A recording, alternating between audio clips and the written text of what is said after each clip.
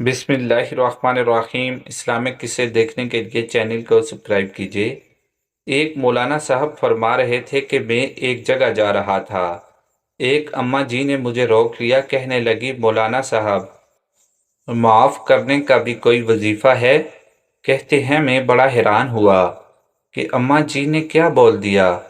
فرمانے لگی، میرے 3 بیٹے ہیں، میں جوانی میں بیوہ ہوئی، میں نے اپنے بچوں کے لیے شادی نہیں کی، محنت کر کے ان کو پڑھایا، کبھی اسے کسی چیز کی کمی محسوس نہیں ہونے دی۔ کہنے لگی، مجھے کالا یرکان ہو گیا۔ جب تکلیف زیادہ ہونے لگی تو میں اپنے بڑے بیٹے کے پاس گئی۔ میں نے کہا، بیٹا میں نے اپنا علاج کروانا ہے۔ وہ کہنے لگا، اماں مجھے آپ کی تکلیف کا احساس ہے لیکن میرے پاس کچھ نہیں۔ کہتی ہیں میں دوسرے بیٹے کے پاس گئی۔ وہ کہنے لگا، ماں جی کسی سستے سے اسپتال سے علاج کروانا۔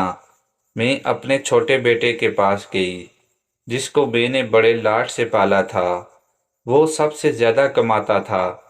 کہنے لگا، امی جی مجھے پتہ ہے آپ کی نظریں مجھ پر ہیں، لیکن آپ کو پتہ ہے نا کہ آج کل حالات کچھ خراب ہیں، میں کچھ پیسے دے دیتا ہوں۔ کہتی ہے میرے دل پر ایک ضرب لگ گئی۔ بعد میں وہ تینوں میرے پاس آئے، مجھ سے معافی بھی مانگی اور میرا سب سے اچھا علاج کرایا۔ میرا بہت خیال رکھتے ہیں اور میں نے سب کو معاف بھی کر دیا، لیکن مولانا صاحب وہ بات مجھ سے بھلائی نہیں جاتی۔ مجھے ڈر ہے کہ اللہ ان کو پکڑ نہ لے۔ مولانا صاحب کوئی وظیفہ بتا دو کہ میں وہ سب بات بھول جاؤں۔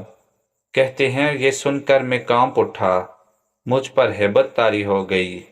وہ الفاظ بار بار میرے ذہن میں آ رہے تھے کہ مولانا صاحب کوئی وظیفہ بتا دو کہ میں اسے معاف کر سکوں۔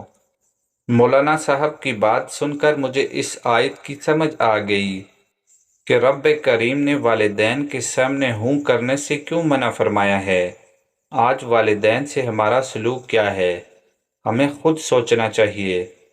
اللہ ہم سب کو والدین کی فرمانبرداری والا بنا دے اور ہم سے راضی ہو جائے، آمین۔